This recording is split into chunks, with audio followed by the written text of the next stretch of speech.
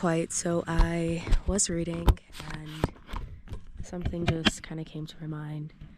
So this is the current view. We've got fire going. It's a pretty big fire pit.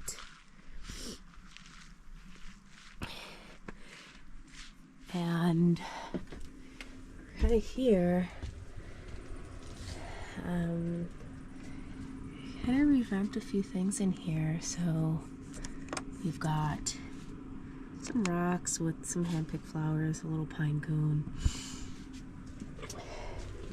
a new plant there,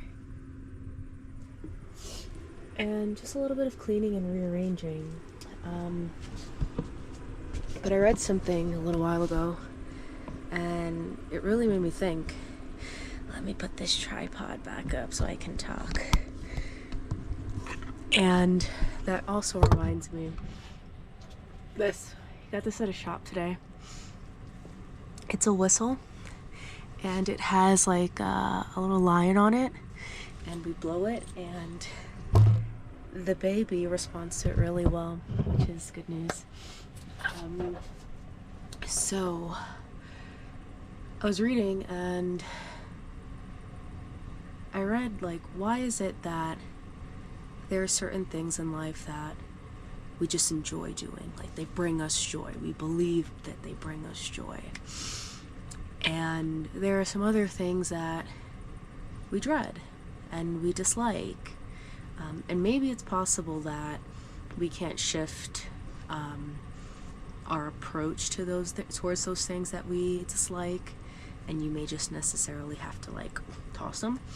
But the main point was what we enjoy doing most and what brings us joy is really and are really the things that we're most present doing. Things that make us feel the most alive. Things that we are consciously in, seem to provide us with this feeling or emotion of joy. For example, for me, it's been cleaning and groceries, which are two things that people find tedious and are a part of their routine that they typically dread, or some people don't. And for me, it's that cleaning. When I do it, I'm intentional about what I'm doing. When I'm repotting my plants or even just watering them, I'm looking at them holistically and in detail without getting distracted or even dazing off when being in the detail. Sometimes I'm guilty of not being as conscious when I read a book, even though I'm there reading word by word, then I've noticed, oh my god, I'm thinking about this thing, let me go back a few sentences. Unless I'm focusing on my breath more in the process of reading. But gardening, my plants, and one that I've always like, why do I always go back to this thing and I love it, and it's hard but I love it, working out. And it's because while I'm there, if I'm thinking about a lot of things and then I pick up heavy weight, it's like, all those thoughts just went out, like completely blank. And I can't afford to really think about too much other than what I'm doing in that moment because of the risk of injury, and I'm in fight mode at that moment. And hiking and being out in nature. Sometimes the long hike, you can just get lost in it and you're thinking about all these things and what you have to do and what's next and what happened in the past and what you want to do after this and that. But then when you slow down and you actually feel what your body is doing and you're intentional about every step and breath and what you're looking at the trees and truly looking at them, that's when you experience that joy or that kind of high of life.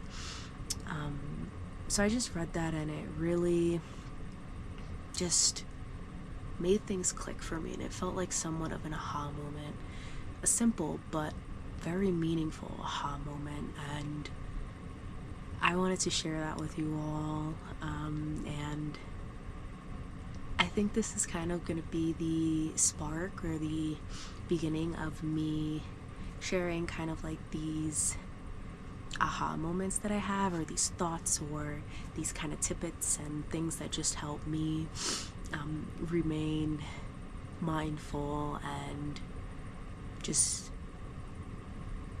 more focused on being rather than doing.